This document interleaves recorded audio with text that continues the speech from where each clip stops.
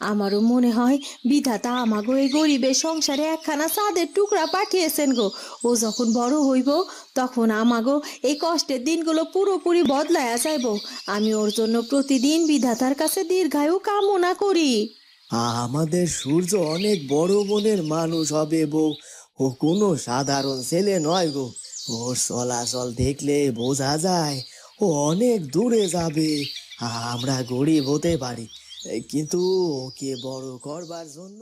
প্রভু, আপনি যে বললেন এখন কিছুদিন কোনো চক্রান্ত করবেন না, তাহলে কি আমরা হেমরাজের উপর কোনো নজর রাখবো? হ্যাঁ লতা, তুমি এসে গেছো যখন আমি খুব তাড়াতাড়ি সুস্থ হয়ে উঠব। তুমি একটু আমার হাতটা ধরো তো, কতদিন পর তোমার এই শান্ত মুখটা দেখি। বাবা, তুমি এভাবে বিদায়ের কথা বলো না। আদিত্য আমাদের কাছে একদিন ঠিকই ফিরে আসবে। তার আগে তোমাকে সুস্থ হয়ে উঠতে হবে। তুমি সুস্থ না হলে আদিত্য মধুপুর রাজ্যের রাজপ্রাসাদের রাজসভা কক্ষ। মধুরাজা সিংহাসনে বসে আছেন। রানী লতা ধীর পায়ে সেখানে এসেছেন। সেখানে জেসমিন এবং রাজেশ দাঁড়িয়ে আছে। মহারানী, আপনি ফিরে এসেছেন দেখেছি আমার কত ভালো লাগছে। মধুপুর প্রাসাদটা আপনাকে বিনা একদম অন্ধকার হয়েছিল। চারুদিদি আর রাজপুত্র অরুণ কেমন আছে মহারানী? ওরা ভালো আছে জেসমিন, কিন্তু হেমরাজের রাজামশাইয়ের শরীরটা যে বড্ড খারাপ। নাতি নাতনির শোক ওনার মনটাকে একেবারে ভেঙে চুরমার করে দিয়েছে। সারাদিন বিছানা থেকে উঠতেই পারছে না। হ্যাঁ মহারানী মা, আমি তো গুপ্তচরের মারফত সব খবরই পাচ্ছিলাম। চারুদিদি যেভাবে একা হাতে রাজ্য সামলাচ্ছেন আর শ্বশুর মশাইয়ের সেবা করছেন, তা সত্যিই ভাবা যায় না। কাল ভৈরব নাকি নতুন একটা চক্রান্ত করেছিল। হ্যাঁ রাজেশ, ওই শয়তানটা অরুণের পিতৃস্নেহকে কাজে লাগিয়ে একটা জাদুর বাঁশি সীমানার বাইরে বাজিয়ে নিয়ে যেতে চেয়েছিল, কিন্তু চারু নিজের বুদ্ধি দিয়ে সেই মায়াজাল ভেঙে দিয়েছে। চারু থাকতে হেমরাজের বড় কোনো ক্ষতি কালভৈরব করতে পারবে না। আমার চারুলতা মেয়েটা সত্যি এক অসাধারণ ক্ষমতার অধিকারী। ওর ধৈর্য আর বুদ্ধি আমাদের সবাইকে মুগ্ধ করে। লতা, তুমি তুমি চলে এলে, কিন্তু চারু তো এখন শ্বশুর মশাইয়ের সেবার জন্য বড্ড একা হয়ে গেল। মহারাজ, আমি চারুকে সব বুঝিয়ে বলে এসেছি।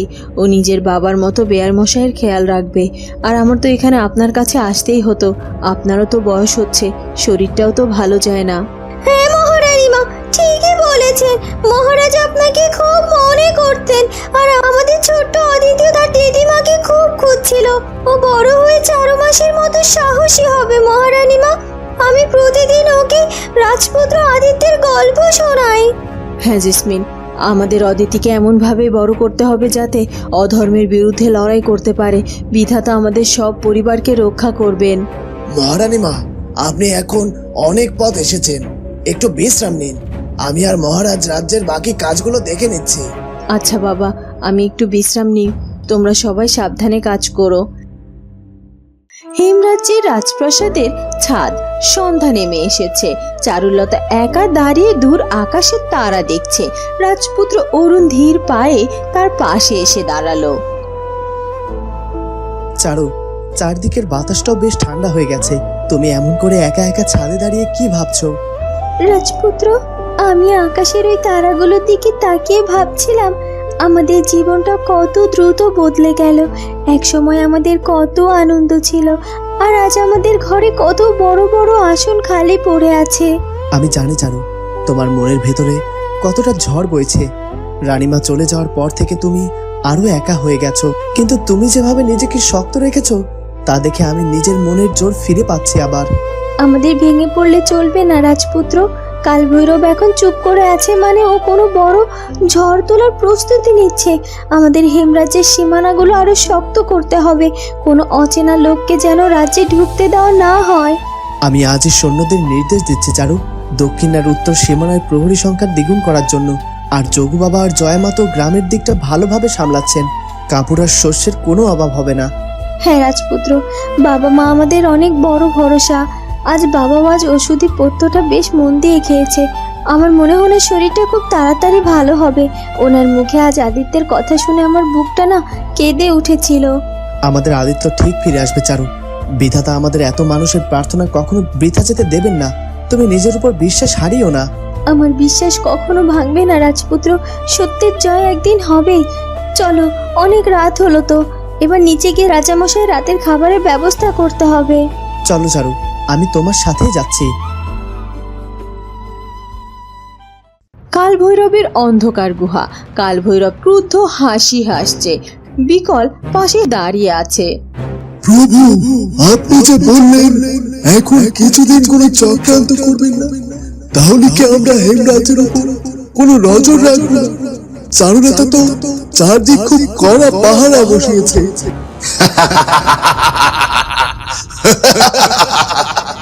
বোকা বিকল, আমি চুপ করে আছি মানে এই নয় যে আমি ঘুমিয়ে আছি। আমি চারুলতাকে একটু শান্তিতে থাকতে দিচ্ছি, যাতে ও ভাবে যে আমি ভয় পেয়ে গেছি। কিন্তু মানুষ যখন অতিরিক্ত নিশ্চিন্ত হয়ে যায় তখনই বড় ভুল করে। আপনার বুদ্ধি সত্যি অতুলনীয় প্রভু, তাহলে আমরা এখন কি করি? তুই শুধু সীমানার বাইরে ছদ্মবেশে ঘোরাঘুরি করবি, কোনো গোলমাল করবি না। শুধু খবর দিবি হেমরাজ্যের রাজা মশাইয়ের শরীর কেমন আছে আর রাজ্যের মানুষের মনে কোনো ভয় আছে কিনা। সঠিক সময়ের জন্য অপেক্ষা করবি। আমি আপনার আদেশ অক্ষরে অক্ষরে পালন করবো প্রভু। আমি এক্ষুনি ছদ্মবেশ ধরে হেমরাজ্যের সীমানার জঙ্গলগুলোর দিকে রওনা দিচ্ছি। যাবি কর, চারুলতা যতই পাহারা বসাক, আমার জাদুর মায়া যখন কাজ করবে তখন ওর সব পাহারা ধুলোয় মিশে যাবে। কিন্তু এখন কিছুদিন শুধু শান্তি, এক মায়াবী নীরবতা।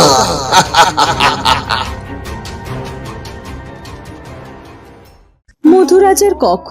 পরদিন দুপুরবেলা মধুরাজা বিছানার বালিশে হেলান দিয়ে বসে আছেন। ওনার শরীরটা বেশ রোগা হয়ে গেছে, মুখখানাও মলিন। এমন সময় রানী লতা ধীরে ধীরে কক্ষে প্রবেশ করলেন। ওনার হাতে একটি জলের ঘটি। লতা, তুমি সত্যি ফিরে এসেছো? আমার তো মনে হচ্ছিল আমি কোনো স্বপ্ন দেখছি।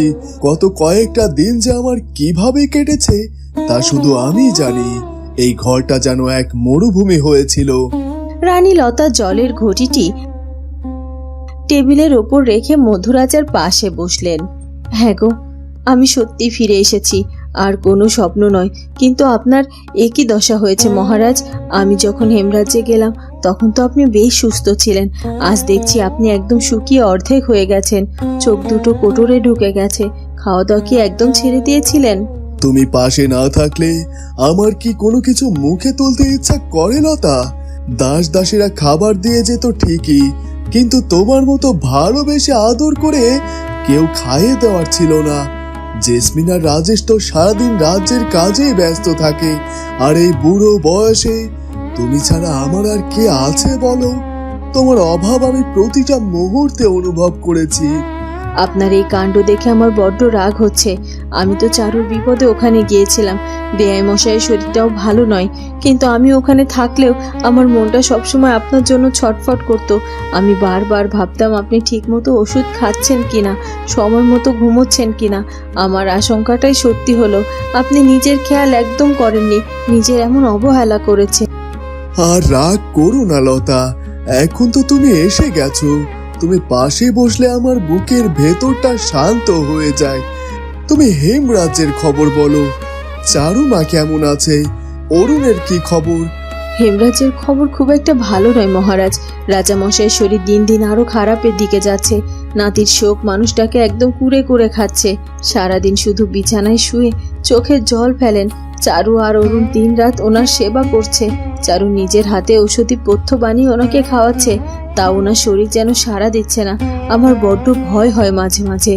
সব বিধাতার ইচ্ছে লতা, আমরা মানুষেরা তো শুধু চেষ্টা করতে পারি। চারুমা যেভাবে একা হাতে রাজ্যের দায়িত্ব আর শ্বশুর মশাইয়ের সেবা সামলাচ্ছে তা ভাবলে আমার খুব গর্ব হয়। ওর মতো মেয়ে সত্যিই বিরল। তা যা বলেছেন মহারাজ, চারুমা তো সত্যি অনেক বড় মনের মেয়ে। ও আমাকে বারবার বলল, মা তুমি মধুপুরে বাবার কাছে ফিরে যাও, বাবার এই বয়সে তোমাকে খুব দরকার। চারুমার কথাই ঠিক। আমি এবার আপনার কাছ থেকে কোথাও যাব না। নিজের হাতে আপনাকে খাওয়াবো, ওষুধ দেব, আর ভালো করে রাখবো। আপনি আগে সুস্থ হয়ে উঠুন তো। হ্যাঁ লতা, তুমি এসে গেছো যখন আমি খুব তাড়াতাড়ি সুস্থ হয়ে উঠব। তুমি একটু আমার হাতটা ধরো তো। কতদিন পর তোমার এই শান্ত মুখটা দেখছি, আমার মনে সব ক্লান্তি দূর হয়ে গেল। আমি আর আপনাকে ছেড়ে কোথাও যাচ্ছি না মহারাজ। আপনি একটু শান্ত হয়ে বিশ্রাম নিন। আমি আপনার জন্য একটু গরম পথ্য তৈরি করার ব্যবস্থা করছি। বিধাতা আমাদের সহায় হন। মধুপুর রাজ্যের রাজপ্রাসাদের সুতো কাটার কক্ষ। রূপমঞ্জুরি এবং মধুবালা মাটিতে বসে এক মনে সুতো কাটছে। রূপমঞ্জুরি, তুই কি শুনতে পাচ্ছিস? বাইরে কেমন একটা শোরগোল হচ্ছে। রাজপ্রাসাদের দাসীরা বলছিল আজ নাকি হেমরাজ্য থেকে রানী লতা ফিরে এসেছে। হ্যাঁ সই, আমিও শুনেছি। রানী লতা ফিরে আসায় মধুরাজার মনে নিশ্চয় অনেক আনন্দ হয়েছে। বেচারা রাজামশাই তো রানীকে ছাড়া একদম একা হয়ে পড়েছিলেন। এই বয়সে এসে জীবন সঙ্গীকে ছাড়া থাকা যে কতটা কষ্টের তা আমরা এখন খুব ভালোভাবে বুঝতে পারি। তুই ঠিক বলেছিস রূপমঞ্জুরি। আমরা তো একসময় রাজপ্রাসাদের বিলাসবহুল জীবনে অভ্যস্ত ছিলাম। ক্ষমতা, লোভ আর অহংকারে অন্ধ হয়ে আমরা কত মানুষের ক্ষতি করতে চেয়েছি। বিশেষ করে চারুর সাথে আমি যে ব্যবহার করেছি তা মনে পড়লে আজ আমার নিজের উপর বড্ড ঘেন্না হয়। অতীতের কথা আর বলিস না মধুবালা। আমি রত্নগড়ের রাজ্যের রানী হয়েও চারুর সরলতার সুযোগ নিতে কত চক্রান্তে ঝাল বুনেছিলাম, কিন্তু শেষ পর্যন্ত আমাদের কি পরিণতি হলো? সব হারিয়ে যখন আমরা ভিখারি হয়ে পথে পথে ঘুরছিলাম, তখন কিন্তু এই চারুলতায় আমাদেরকে তাড়িয়ে দেয়নি, সে আমাদেরকে মাথা গোঁজার ঠাঁই করে দিয়েছে। হ্যাঁ সই, চারুর মতো মানুষ এই পৃথিবীতে আর হয় না। আমরা ওর সাথে এত খারাপ আচরণ করার পরও আমাদের ক্ষমা করে দিল।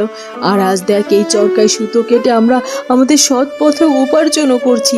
এই যে সুতো কেটে কাপড় তৈরি হয় আর তা বিক্রি করে যে দুমুঠো ভাত জোটে, এর চেয়ে পবিত্র শান্তি আর কিছুতেই নেই। আগে সিংহাসনে বসেও যে ভয় আর অশান্তি মনের মধ্যে থাকতো, এখন সেটা আর নেই। তুই একদম সত্যি কথা বলেছিস সই। পরিশ্রমের মধ্যে যে কত বড় সৌভাগ্য আছে তা আগে আমরা বুঝিনি। তবে জানিস, আমার মাঝে মাঝে চারুর জন্য ভীষণ মন খারাপ করে। মেয়েটার কোল খালি করে দিয়ে ওই জাদুকর কাল ভৈরব তার রাজপুত্র আদিত্যকে কোথায় যে লুকিয়ে রাখলো। চারু কত বড় কষ্ট বুকে চেপে রাজকার্য চালাচ্ছে। বিধাতা বড় দয়ালু রূপমঞ্জুরি।